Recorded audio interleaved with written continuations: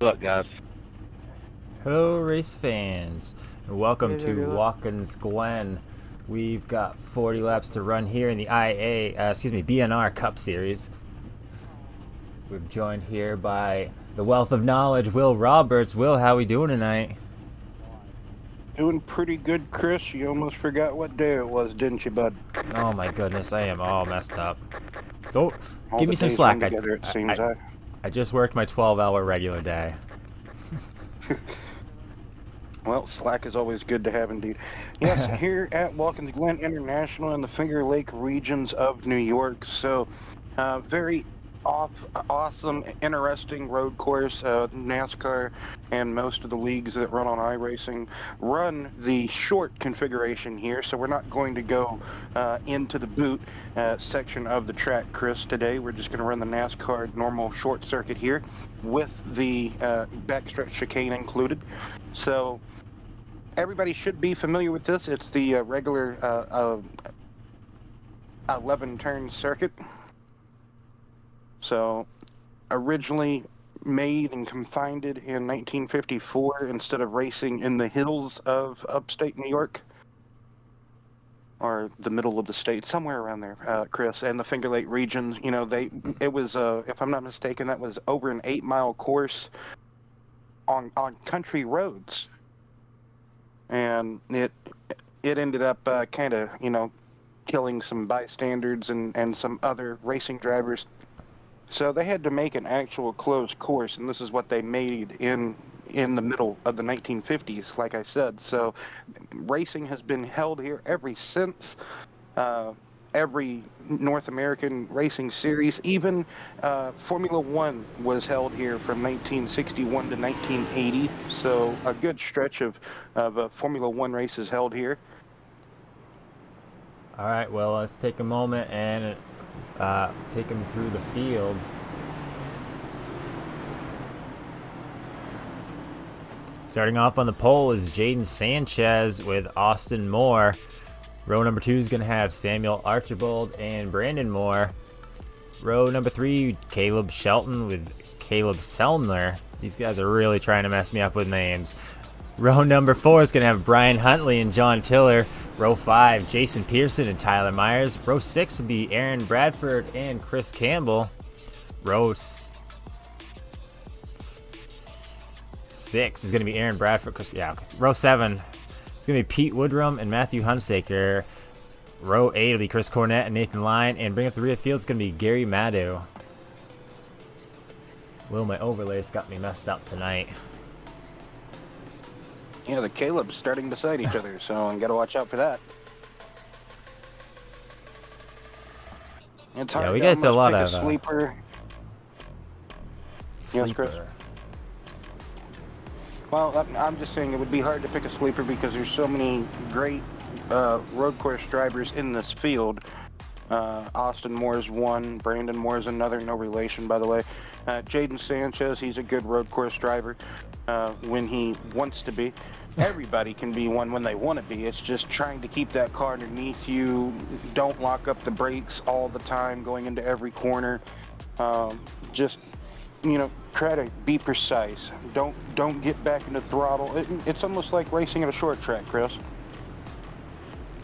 Absolutely, With a lot of multiple gas and braking. turns. Oh, yeah. And coming to the green flag here. Pretty even Steven start. Love to see it as they're going to barrel down into turn 1 for the first time of asking, Chris. So pretty much Watkins Glen is a handful of 90-degree corners. Yes, we have some S's up here in 2 through 4, I believe. This is the Oh, we got S's one right loose. Here, already trouble. That's Samuel Archibald going sideways, and the field is having to scatter. Brandon Moore driving through the grass to avoid anything. So that's going to really slice up the field here a little bit, trying to avoid opening lap melee. And that's going to set Archibald back all the way down to 15th. We have 2 drivers that could not get to the grid this evening, Chris Cornett and Maydew. So Looks like he just kind of gets loose there. oh, yeah. And that's why we talked about getting back to the throttle, coming uphill and you're also turning while coming uphill as well. So it's a challenge. Jaden Sanchez opened up a huge lead on the first lap, almost 5 seconds. As he's looking to go back-to-back this week. He won last week at California, Fontana. So he's looking to go and win here this evening. 2 completely different style tracks. That 2-mile track out there in Fontana, and this just almost 2.5-mile course. If we was racing the boot, it'd be over 2.5 miles. I think it's 2.8 miles, isn't it? That would be something I should know. Let me see here, scrolling. Just keep scrolling. What?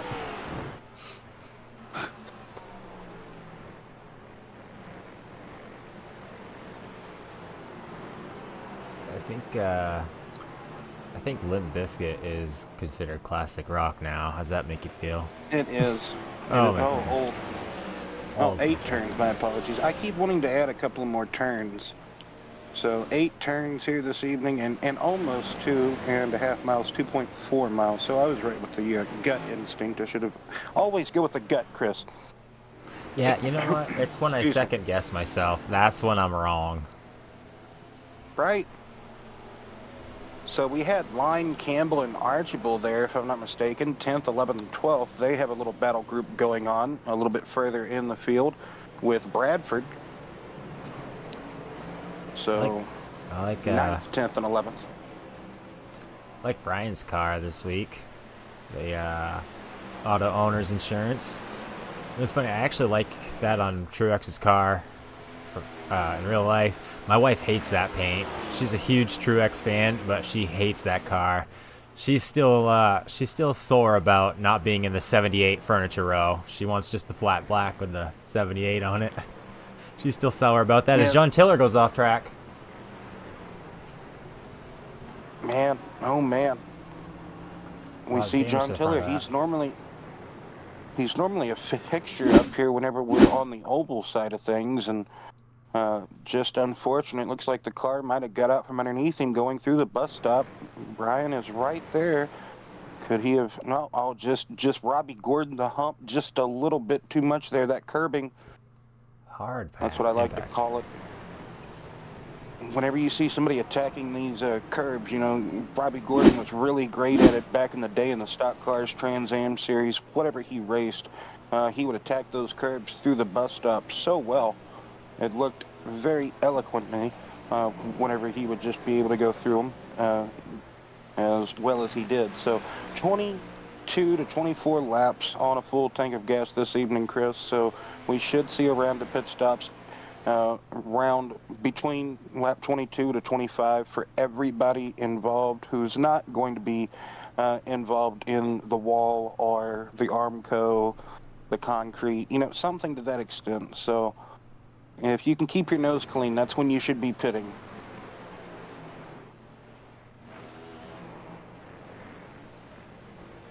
Just saw a little bit of a lockup on Archibald going into the bus stop. As we can see, something has happened to the 45 Austin Moore. He's in the pits as well, repairing some type of damage. It looks like he could have sustained it on the opening lap of asking about maybe in the second sector or third sector of the lap, because he was in second and then just plummeted down the running order. So maybe going through the bus stop is when he might have made his mistake. But yes, Caleb Sellner keeping a decent 5 seconds back from Jaden. I talked to both of these competitors before the start of the race. Caleb said he's just going to kind of cruise it out, just bide his time, let the race come to him. Jaden, he's almost always an attacker. He's always on the attack, it seems. He does kind of try to hold it back a little bit, but only when he thinks he has the breathing room necessary. So, well, you know, to speak to that, Will, I was just going to say that I've noticed, well, and of course now that I speak on it, he was keeping it between 4.5 and just under 5 seconds gap, which he gained on the first lap, and then kind of just settled in, I guess. But now he's growing that gap again. Caleb Shelton in third place. That rounds out the podium runners at the moment. He's keeping that Pepsi Cola car up at the front currently, after having a couple of bad weeks, getting caught up in some, unfortunate wrecks or just not going his way to start off the season. Brian Huntley in fourth. Brandon Moore is running out the top five. So still early goings. Only 5 laps in. Working lap 6.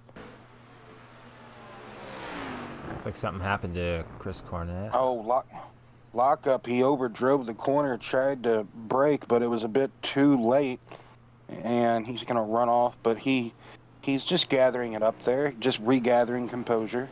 Yeah, you know what it is, Will, is the sequential shifters. You can't just throw it in the right gear. You gotta click, click, click, click, click, click, click. Exactly. You gotta find that gear. You gotta get down to it. Some amateur sim racers have, just for driving stock cars on iRacing, they have bought a sequential sim rig shifter. So I don't know if anyone in here in the BNR series has sequential shifters. I think everybody just mainly uses paddles still. Yeah, that's what I use. I know those sequential shifters can be just as much as a regular H pattern shifter. They can be kind of expensive. So you can modify just a regular H pattern shifter by putting a rubber band around it so that it recenters itself, and then key mapping third and fourth gear. Done. Yep, that's another thing. And if you really want to go crazy, people sell like 3D printed things that you can just stick on top of it that keep it right there. Oh. And Pearson gone. Yeah, trouble with a couple of drivers entering the chicane there. You saw Archibald have a problem. He just flat out drove through it after the problem, I think. No, he did not. Okay, he still, I think he just locked it up again. But Pearson, he was on the back of Brandon, but he's going to clip the wall, I think. That Armco barrier just extends ever so slightly, and it basically meets that curbing right there to the right, Chris, as you turn in for the bus stop. So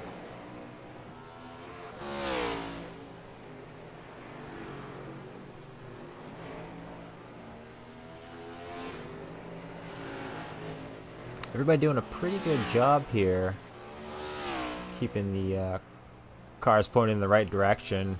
Just a few lockups.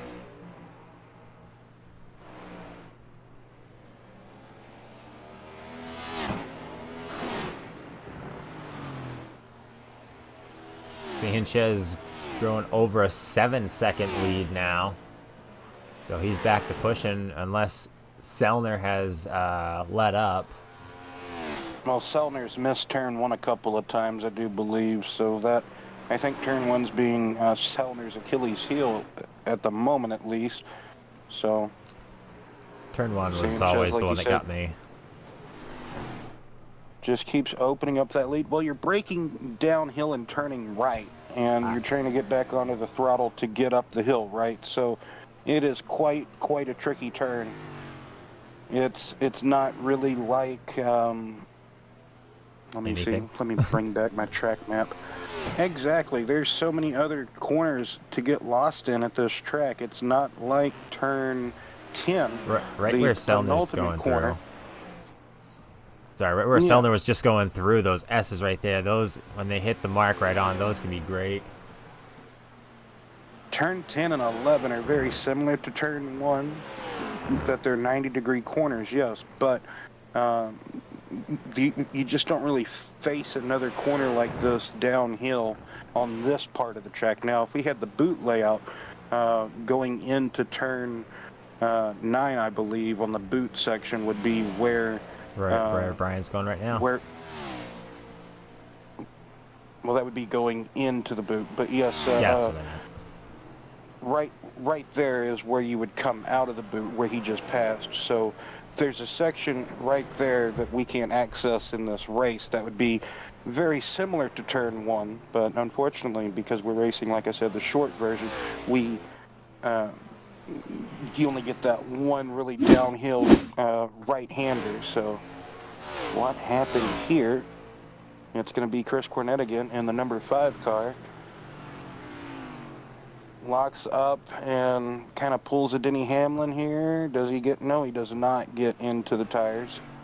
I think he might But call it a night.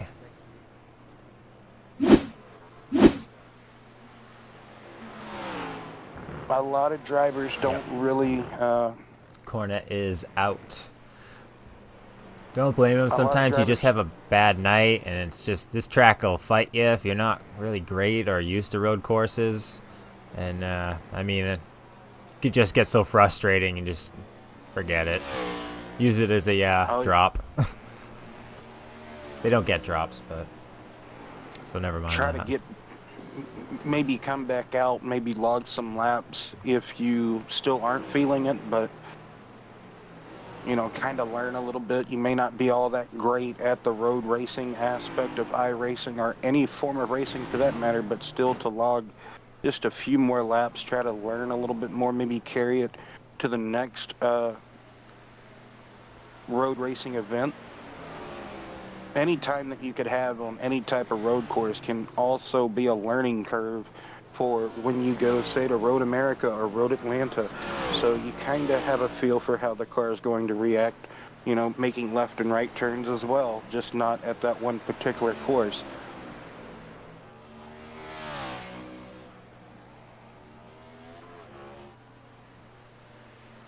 But there are just there's a lot of drivers that just mainly like to race stock cars on ovals. You know, it doesn't, as long as it's just oval racing, they prefer stock cars on ovals. A lot of drivers don't necessarily feel that stock cars should be racing on road courses, but we need some variety, Chris. We need that diversity, just like in the real world with the workplace and whatnot, I suppose.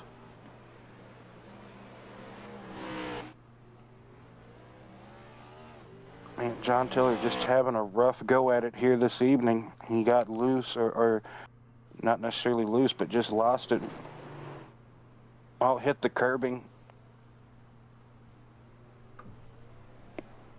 Didn't completely come around on him, just iRacing said, hey, he had a moment.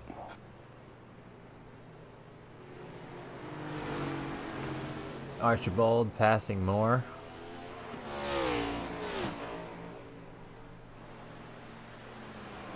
And that is Sammy Archibald. He was pretty much slideways on the opening lap, so Having to work his way back through.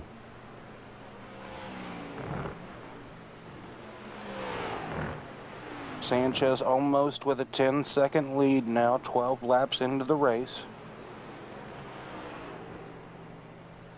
What did you say the fuel window is, Will? 22 to 24 laps. So in about 10 to 12 laps, we should see the cycle of green flag pit stops for everybody on the lead lap, and even Chris Woodrum. That's not his first name. Why am I calling everybody Chris? Pete Woodrum. I got that Chris on the brain. That's me.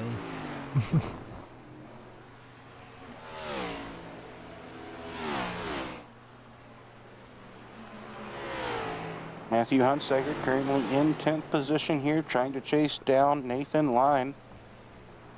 And he's got Christopher Campbell all over the back of him, so good little three-car squabble for 9th, 10th, and 11th, almost an F1 style squabble. Oh, he's got a car. That thing looks like, who does that look? It's the Bet GM, this one. Here we go. Bet MGM. Kyle Got me Busch's, confused. Yeah. Yes. Gold and black. Hunsaker being the Mobile 1, though. Yeah, that is kind of cool. They almost do look very similar, just different sponsors.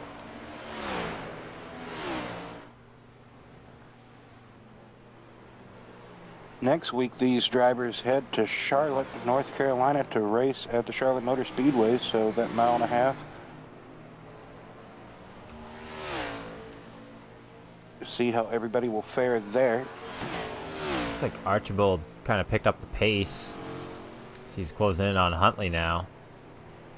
Oh yeah, for sure. He is trying to basically, like we talked about. Oh, Huntley in the wall Huntley. and collects Archibald. And he's gonna. Man, oh man. They're gonna keep it in the right direction, but Archibald has no nose on his car now. That's gonna be some Huntley damage for both drivers. I bet you their toe links just completely knocked out, and once they got to the top of the hill, it wouldn't turn for neither competitor. That is a tough break for the 19 and 21 respectfully there. Huntley, he was holding a pretty wheel. He was inside the top 5, running in 4th position, and coming out of turn 1, getting back to the throttle, the car just didn't bite.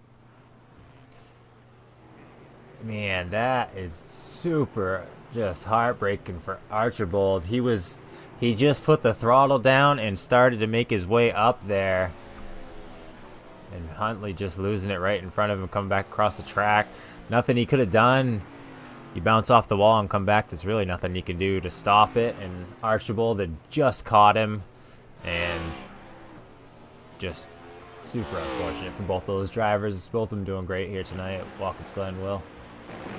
Yeah, normally, Chris, if you hit the wall at a certain angle, it's like being a pinball in a pinball machine. You are just along for the ride. You will get ricocheted back into the track normally.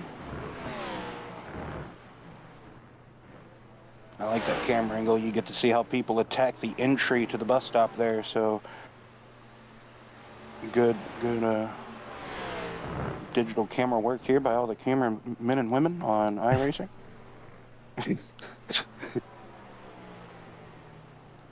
19 cars on the lead, or 9 cars, excuse me. I made this field a lot bigger, Chris. 9 cars on the lead lap after, let's see here, what is that? What would that be? 5 or 6 cars. Just having unfortunate either laps or corners, circumstances hit them. Yeah, Tiller kind of missed that first hump. Just kind of hopped the whole thing.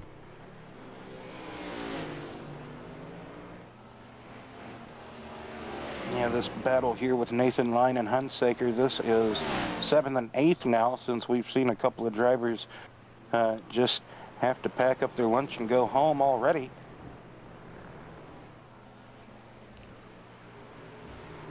I'm sure they don't mind these two one bit, you know, just have to move up a couple of places just because the competitors are meeting some bad luck. That don't hurt them one bit. 25 laps to go. We should see green flag style pit stops in just a few moments time, Chris. I gotta take it back. I was calling Nathan Line John Tiller. I think Tiller used to have teammates. Like that same paint scheme. Yeah, it's different now, but I do believe. I think he had that before. I do believe they're teammates, regardless. Yeah, and they are. That's another thing. So we got a slew of wrecked cars here. Did run that paint scheme a little bit last year.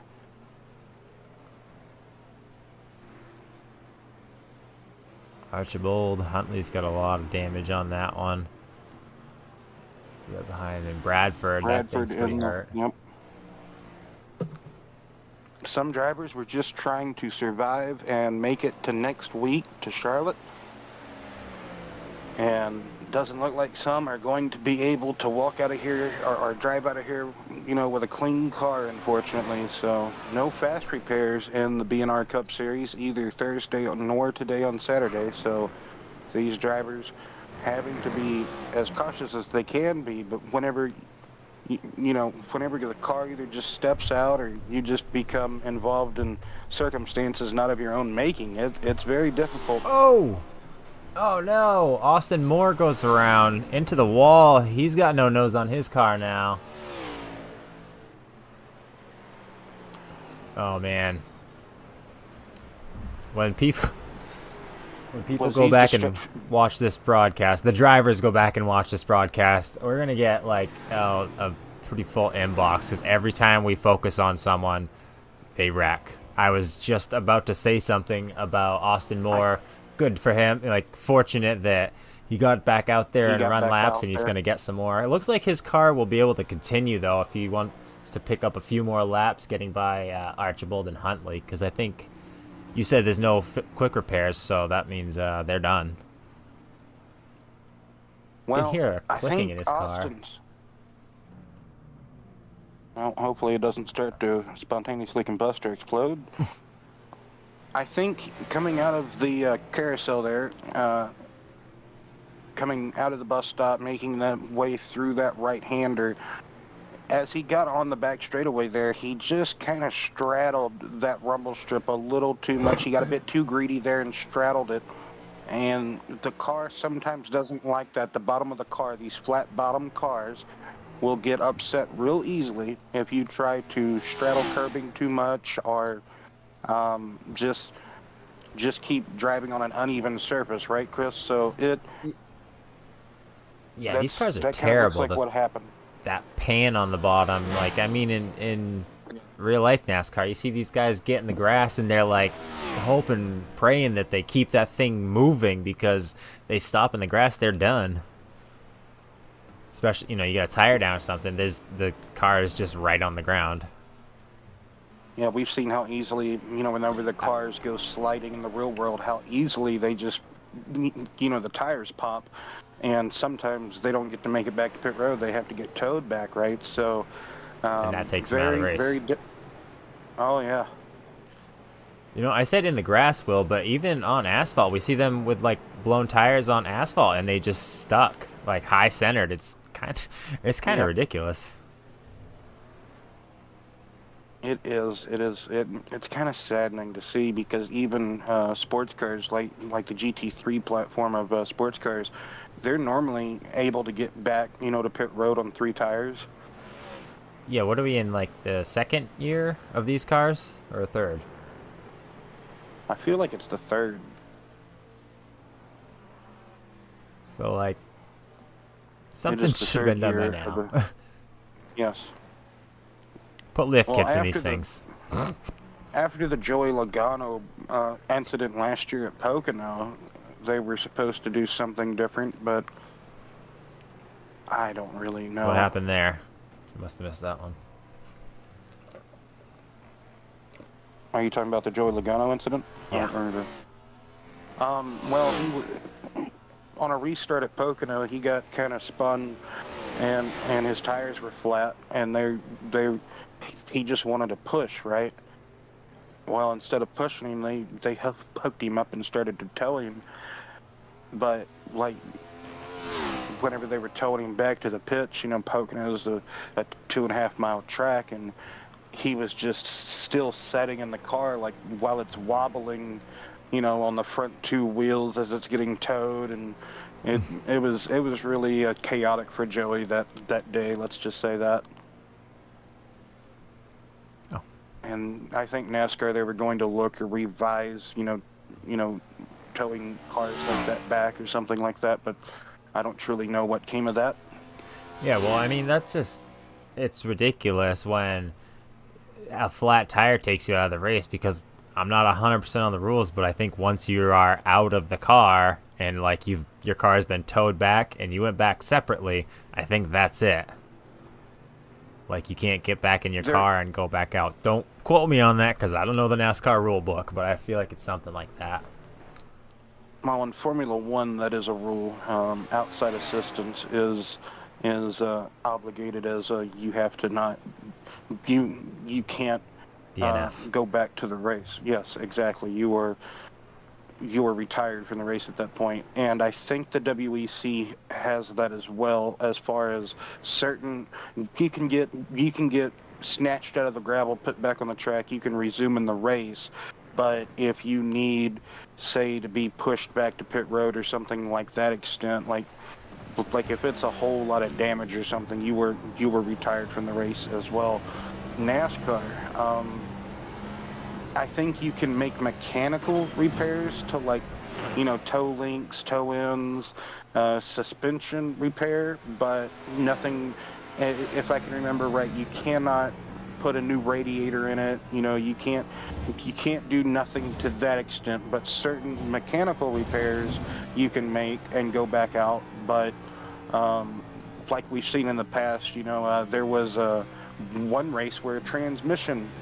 I think it was a Talladega race. Kevin Harvick's team had to replace a transmission one year, and they replaced the transmission, got back out there. You can't do that anymore. Yeah, that's kind of. I really hate the damaged vehicle policy. Like, if you can take it back to the garage, get some work done, and get it back on a track where you're not causing issues, where's the friggin' problem? I mean, oh, here we go. We got Shelton Hunsaker, Selner just come out of the pits. I think as long as nothing is flapping on the car, nothing is loose on the car, I think it should be deemed reasonable to go back out. I always go, like, my mind goes to that race with Dale Earnhardt at Dega where his car, or excuse me, Daytona, where his car rolled over, and I remember the interview, he says, well, I told him, reach in that car and see if it fires up, and it does. And I said, get that thing off the truck, I'm going out. They taped it back together, and he finished the race after the car rolled. Like, that ain't gonna happen now. That was the 97 Daytona 500, crash with about 7 laps to go, somewhere around there. It was late in the race, right? Coming up a turn 2, the crash occurred, like you talked about, and they taped it back up. He finishes the race with that car. Yes, that was a memorable moment in NASCAR history. But I want to say maybe Dover. Jimmy Johnson lost the rear end in his car. They brought that into the garage and like swapped out axles or something. Got him back out there. Yep. I remember that race you're talking about. I think it was like lap 1 or 2. It was very early.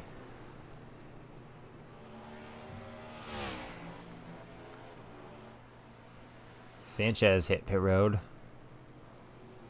He's got a 48-second over Selner in second. Let's see what happens here.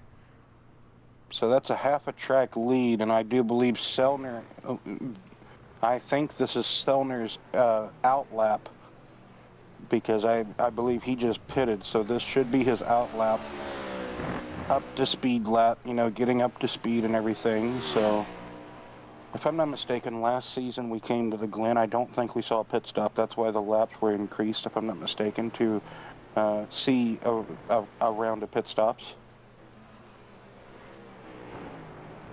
Throw some strategy in there, make it interesting. See who's able to do what, Chris. On and off pit road pit stops, as we like to say always, the great equalizer. In motorsport.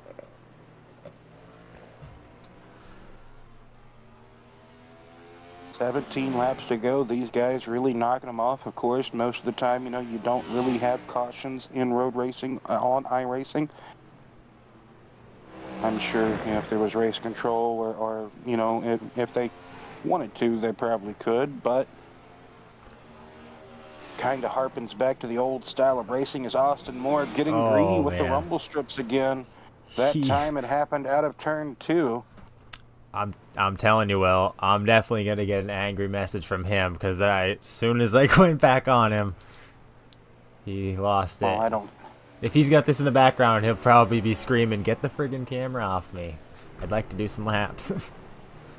I'm sure we didn't have anything to do with that. It was just commentators curse. Will, how about cameraman curse? Producer curse? I don't know. Well, I suppose they're quite possible. It's happened before. I know where, we talk some people up, and then oh no, the next lap or that just after that moment, they're going around. So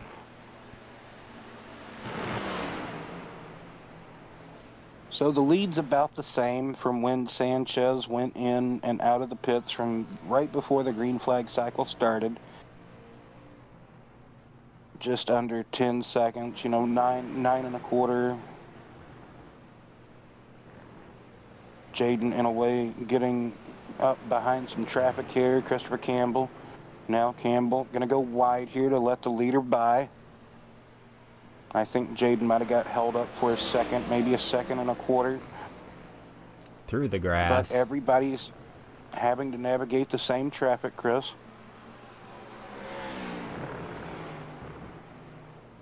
Yeah, they're so spread out. He's got such a huge gap. I mean, does he really need a push? Nah, you can afford a second. Exactly. Take your time. Get around somebody.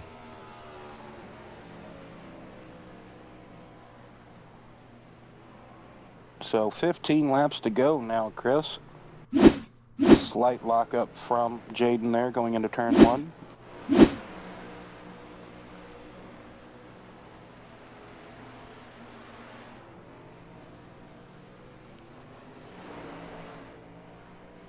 Shelton in third, way back. 10 seconds back from Selner. 17 off the leader.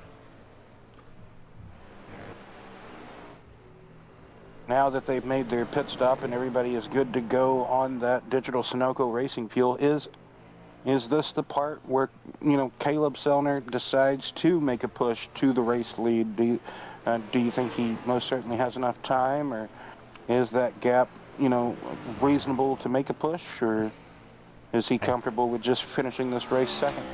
I think he's probably going to be happy with second. I think, I feel like at this point, he's let Sanchez get too far. If he was settling, he's let Sanchez get too far ahead to where, I mean, we know if Sanchez sees that he's catching up, he can take off too and just keep that gap.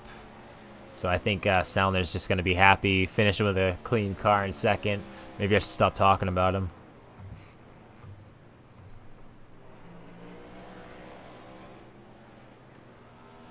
Well, that's kind of what we got to do. We got to talk about these guys, regardless of how good they're doing or not. So,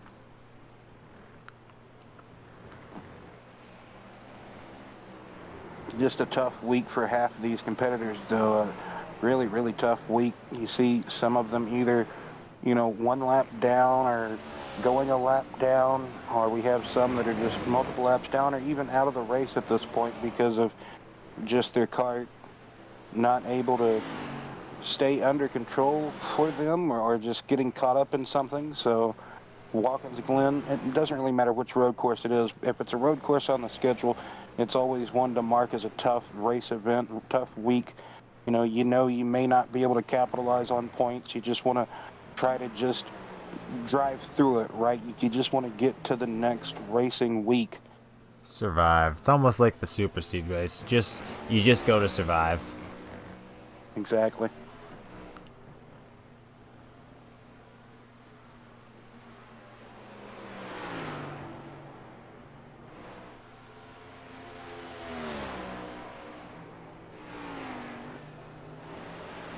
Sanchez is actually growing his lead over Selner. Yep, just over a second now that he's opened back up. So Selner's either made a mistake or caught some traffic. As Jaden still in the traffic, lapping, he just put a lap on line, or excuse me, put another lap on Tiller going after Myers. Now lapping Myers. And setting the sights on Nathan Line is next to be, in line to go a lap down. I didn't mean to do that, it just happened.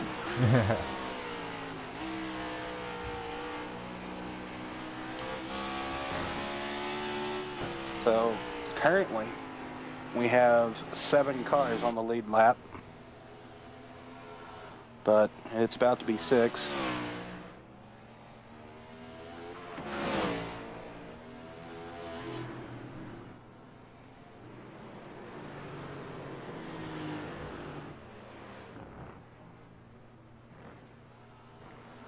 There's Jason Pearson. He's brought his machine back out, so no, okay, no, he was never fully in the pits. Okay, my apologies. Sorry, Jason.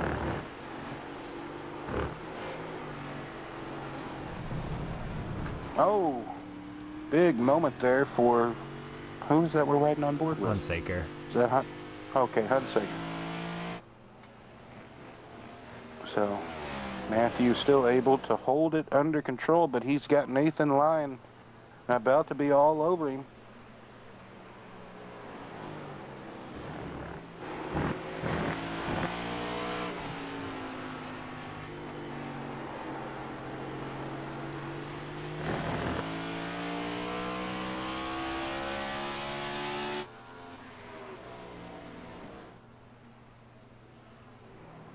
Ooh, Tyler Myers. That's turn number 10. In between turn 10 and 11 here, what happens to Tyler? He's going to... Oh, the car, middle of the corner, just didn't like it. And he goes for a drift. He's able to lock it down, save it, and not... I don't think he clipped the wall. So, No. hey, he kept it clean. That's what matters, Chris. Yeah, He was already a lap down. I think he just loses one spot in that exchange. I don't even think he lost that because Tiller's already some laps down. So I think he's going to maintain that position he was in, unless Campbell was able. No, Campbell. So he maintains that 8th position. Just a big moment for Myers that probably he might need a change of underwear after that, but. Because he probably was not expecting that car to kick out from underneath him there when it did.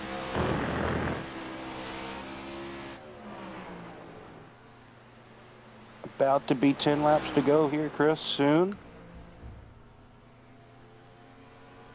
Jason Pearson, he is on track to get another top 5 finish. I tell you, he is always, it almost doesn't matter what series, what track, what day it is, Chris. He's almost always in or about that top 5 position. 6th, 5th, 4th. That's about his average running position. Yeah, typically a top runner. Pretty consistent. That's what'll get you to. Consistency is key. Yeah, consistency wins championships. It's not always about wins. There's no playoff system in here, so there is no winning you're in. And Austin Moore. Looks like he came out the S's and the car might have kicked sideways or... Oh, right in front of Sanchez. Whew.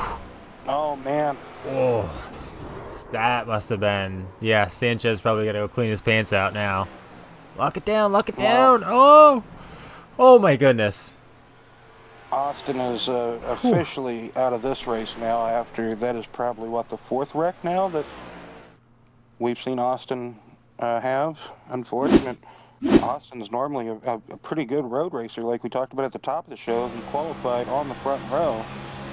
You see the car. Oh, he had help from Jaden. Jaden.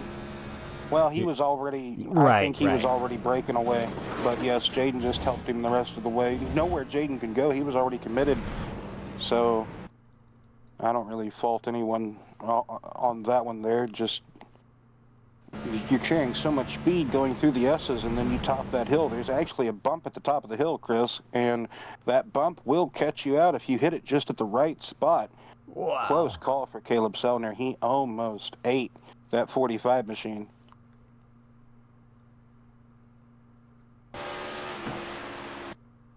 Wow, that was ridiculous. Don't know if the 45 just didn't have brakes or Austin just might have been concussed. Oh, Myers again. He's going to lose that 8th position now to Christopher Campbell. Campbell's right there as we look at the replay. Oh, gets too aggressive over the left side rumble strip, that curbing on the left side. And for sure makes a costly mistake. He's still in the top 10 though at the moment, but he's going to lose that 8th position, just being a bit too greedy on the curbing. Man, oh man, don't know how Myers was able to lock it down and not slam the wall again or at all. That's about the 3rd time we've seen Myers lock it down and not get into the wall, so maybe 3rd time's the charm and he doesn't do it again. Take a look, Brian Huntley's back on track. Looks like they put his car back together enough to get him some laps going.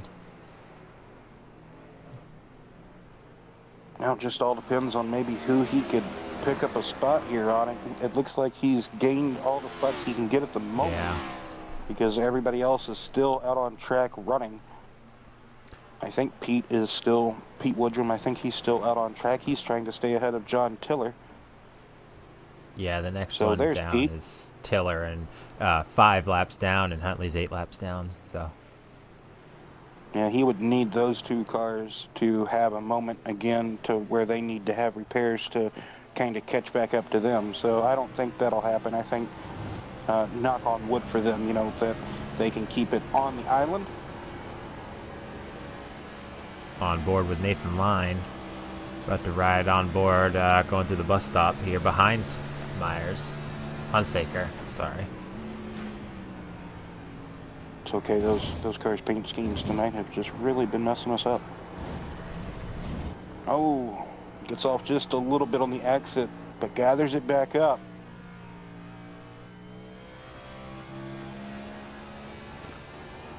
Bumpy ride. And these drivers are taking every inch of this Watkins Glen International circuit that they can get.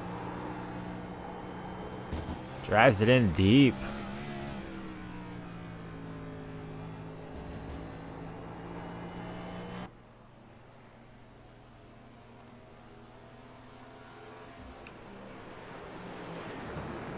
So Sanchez's lead has grown over 9 seconds now.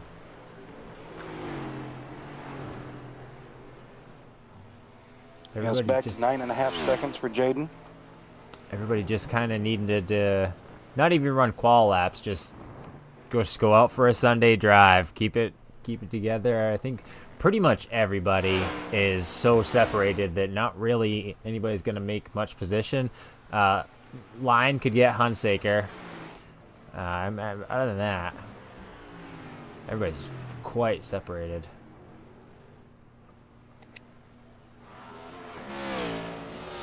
Well, John Tiller's back in the pits. Don't know what'll happen there with John, but he's back in the pits. As, like he talked about, Line and Hunsaker is the closest battle on track. That is 6th and 7th place.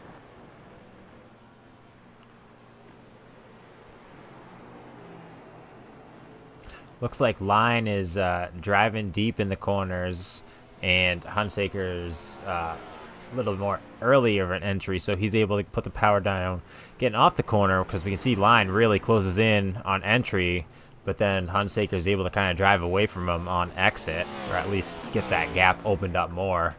So you can see, look at the gap between them now, Will.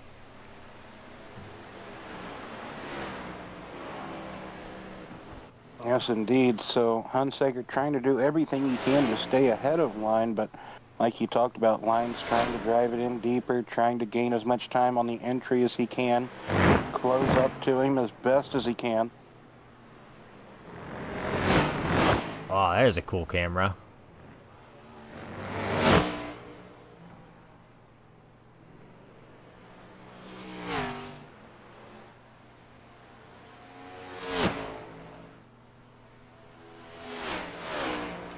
You could see the race leader, Jaden Sanchez. He's right behind, just basically a half a straightaway, or maybe 10 car lengths back from maybe 15 at this point.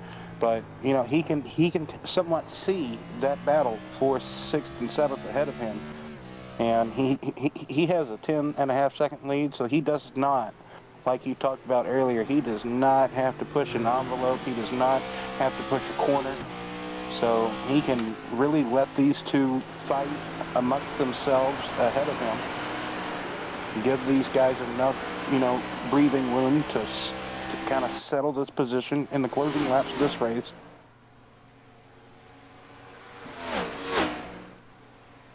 Yeah, I really like those camera angles there. Really, I guess like the digger cameras here. Yeah. Curbing cams, like right here. Really cool that you get to see the car coming right at you.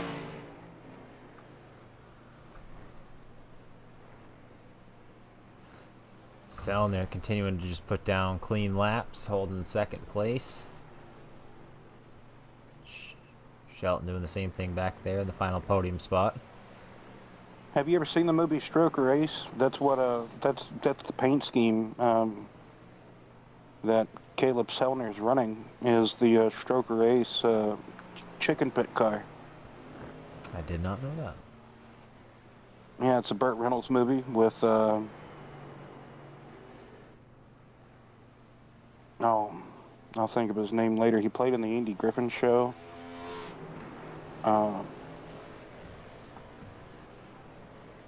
Gomer Pyle. Anyway, yeah, like, it's a pretty comedy. Like, it's basically Talladega Nights before Talladega Nights, right? If I'm not mistaken, Stroker Race came out in 83? Either 83 or 84. Dale Earnhardt's driving for Bud Moore, I think. Uh, if I can remember right. So it's either 83 or 84.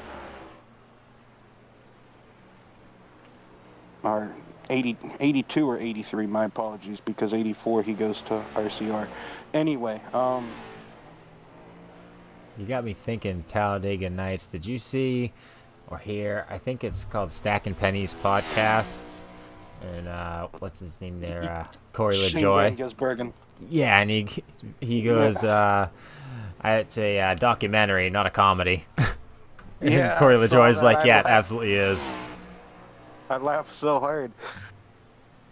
Whenever I saw that, I mean, he's like, it's not a comedy at all. It's a documentary. It's a way of life. I'm like, oh my goodness. It's funny. LaJoy was like, yeah, it's spot on.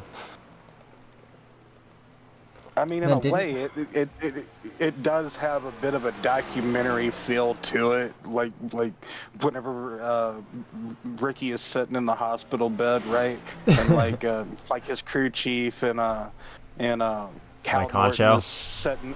Yeah, Mike Honcho. Like they're sitting there, they're talking to him. Is he sleeping or whatever? I like the blooper reel at the end of the movie. where he's supposed to be doing like commercial skits or whatever. Yeah. If you don't shoot Big Red, then you know. F you. Oh, okay. Well, you went there. Okay. That's clean. Yeah. Okay. Well, for the most part, people can still connect the dots, though, Chris. That's Yes. Maypax for all your mysterious lady parts. Sanchez takes the white flag. I tell you, Caleb really said what he was going to do whenever I talked to him. Just keep a chill race. Just keep it cool. You know, don't push the envelope at all. Don't push any issues. So that's what we've seen from Caleb. Both Calebs, really. Caleb Sellner and Shelton. They're going to get a podium finish from the looks of things here. Brandon Moore just going to finish outside of that podium if it all stays the way it is. Nathan Line gets by Hunsaker, and they're going to have to do one more lap. So the leader's going to get the checkered, but they're not going to get the checkered. They're going to have to do one more lap because the leader has not passed them to put them a lap down yet, Chris. So penultimate corner coming up here, turn 10 going into turn 11, the short chute. Like I said, oh, Hunsaker, hold on to it, buddy. You got one more lap to do. Jaden Sanchez, though, he's going to come off the final corner and get the win here at Watkins Glen, back-to-back weeks. But Hunsaker and a few of the drivers in front of them still have to do Pearson, Line, and Hunsaker. They still have to do at least one more lap while here comes Caleb Shelton to get the final spot on the podium. Brandon Moore. Here's Jason Pearson. He hopefully can keep the car straight enough to finish in 5th place. Trying to hold off Nathan Line and Matthew Hunsaker, who are still on their final lap of asking. Hunsaker really dropped off after Line finally got past him. He was holding off Nathan Line for so long, but finally Nathan was able to get a good enough run and get by him. And wow, look at Line. He goes as far as he can. Not going to be enough, though, to run down Pearson. Pearson's going to hang on for the top 5 finish, Chris.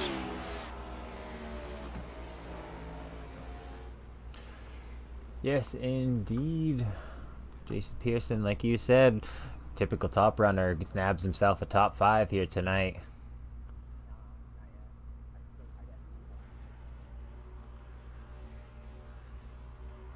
Jason Pearson's going to do burnouts for Jaden Sanchez. And dominant performance by Jaden tonight. He qualified on the pole and won the race, so pretty Took the good green flag dominant. and never looked back. Indeed, Chris. All right, your final results. Jaden Sanchez parks it in victory lane tonight. Caleb Sellner in second. Caleb Shelton taking up the final podium position. Brandon Moore in fourth. Jason Pearson is fifth. Nathan Lyons sixth. Seventh is Matthew Hunsaker. Chris Campbell is eighth. Ninth is Tyler Myers. John Tiller is 10th. Pete Woodrum is 11th. Brian Huntley brings it home in 12th. Austin Moore 13th. Samuel Archibald in 14th. Aaron Bradford 15th. Chris Cornett in 16th. And Gary Madu did not start this race. We're going to take a quick break, and we'll be back with your top finishers.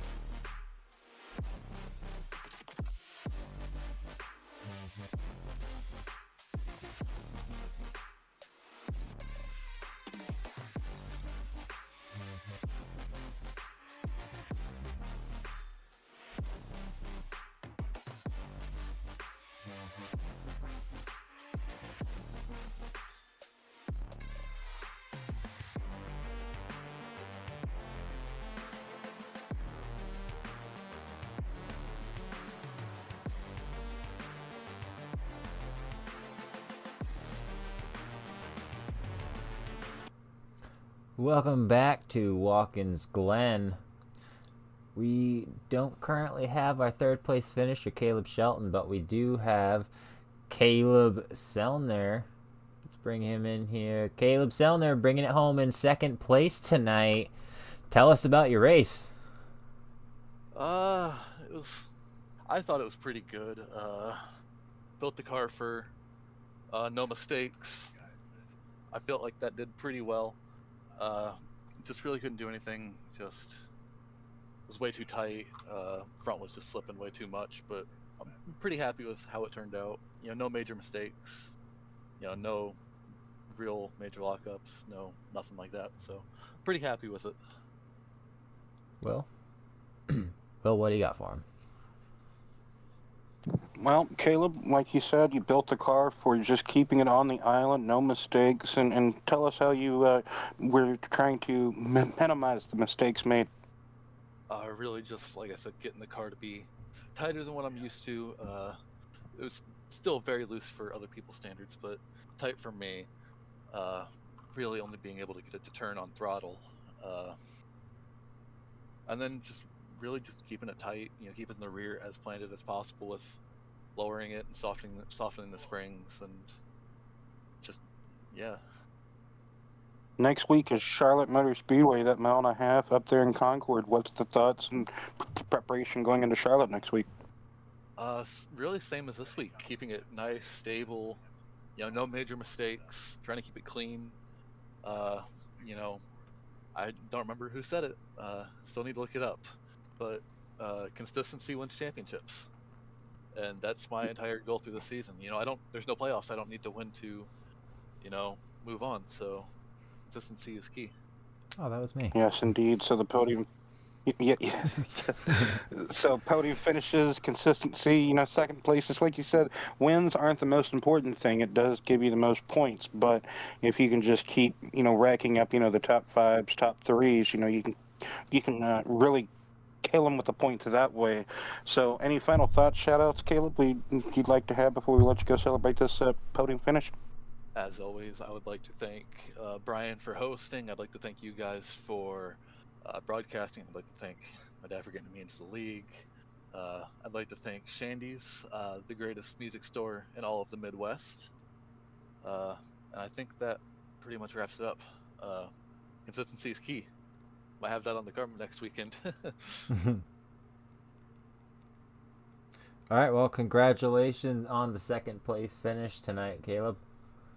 Thank you. All right, now let's bring in your winner, Jaden Sanchez, bringing it home in an absolute dominating fashion tonight. Tell us how it went for you. Um, to say the least, the race was very interesting. Very interesting. Um, I don't know. I mean, it's good to go back to back here. I'm a little frustrated though with how people race, but I mean, probably shouldn't be talking. But yeah, no. Overall, it's pretty good. I mean, me and Caleb. I knew Caleb was gonna probably be the one to beat, or my teammate Sam. They were both quick. Um, I don't know. I was really trying to not make any mistakes this race because I knew that any little hiccup, and I was gonna have Caleb and Sam on me. I'm not really quite sure what happened with Sam. I think he got wrecked in the beginning of the part of the race, and then just getting through lap traffic was a little messy. Trying not to hit other cars, trying to respect them, and then a lot of them didn't respect you, and it was I don't know, it was hit or miss. Honestly, I gotta look at some stuff, but yeah, no, we had fun though. Sorry, yeah, I think everyone had fun. I mean, it's a road course, I mean, not really much to say. I mean, good run for Caleb. I know he was really, really quick. I think he said he was tight, and that's what ended up being his issue tonight. Um, yeah, no, because I was waiting for him to like catch me and beat me, and I don't know. It's just I guess we had a quick car. So yeah, it feels good to have my first road course win ever against him. I know there's gonna be many more battles where I'm behind him, like at Coda last year or last season. So yeah, overall good race. I mean, I don't know, probably have some talks after this race. But yeah, no, I mean, overall, thank you for the broadcast. That's what you guys do is pretty cool. I guess shout outs would be like everyone that showed up because honestly, not road courses I know are not everyone's favorite. So, um, yeah, no. Well, I'm looking forward to Charlotte next week where I'm pretty good at Charlotte and in Vegas. So that's another good track. But, yeah, we'll see if we can go get I think what, hat trick? Is that 3? Yeah, hat trick at Charlotte. Yep. So, yeah, we'll see if we can do it there. And then I think I'm gonna try to win at Road America too on Thursday. So those all good things hopefully come. But yeah, no, yeah. That's really it. Thanks for like Brian for racing me clean. I know he didn't want me lapping him. We pretty much went back and forth for a little bit. So he's a great road course guy, very aggressive, just like me. So yeah, pretty cool. Yeah, no. Well, so we'll see where this next couple of weeks take us, and hopefully we can finish them out. So Well, Jaden, congratulations on going back to back in total 3 wins in all, if I'm not mistaken. You won Thursday as well, didn't you? I believe so. Yes, so 3 in a row in total. So kind of doing a Mark Martin thing here at the moment. So hopefully you can keep up this momentum, keep up the good running, and get them at Charlotte next week. Like you said, Road America is kind of on your eye, kind of like you said Thursday. So best of luck to you going forward, like I said, and keep this momentum up. And thanks for talking to us tonight, Jaden. Thank you guys. All right, well, that's going to do it for us here. Will, final thoughts on Watkins Glen? Well, final thoughts tonight. Pretty decently good Watkins Glen race. You had Jaden qualify on the pole, and I don't want to say he stunk up the show, but he did a dominant performance tonight. That's probably what Bill France would say if he was still, alive. But you know, overall, great race. You saw some good battles, battling for top tens, top fives. You saw some heartache, some heartbreak with some guys that were trying to make it to just, week to week or the next week, and they really just made some crucial mistakes, and it really caught them out, and unfortunately, some collateral damage to boot. So next week, Charlotte, that mile and a half, it's the narrowest mile and a half on any schedule, so it's going to be something to see how the drivers are going to fare, 3 and 4, and 1 and 2 especially. So see how that will fare next week. Until then, Chris, it's going to be a good week, hopefully. Absolutely, Will. Looking forward to Charlotte with those kind of bumpy corners can keep it quite interesting. So we'll be seeing you next week there. And we'd like to thank you for joining us. If you enjoyed the racing action, make sure to subscribe so you don't miss any of the racing action. Every Saturday, Monday, and Thursday, we have the BNR and both IAA, Xfinity, and Truck Series. So, again, we'd like to thank you for joining us, and we'll see you at the next track.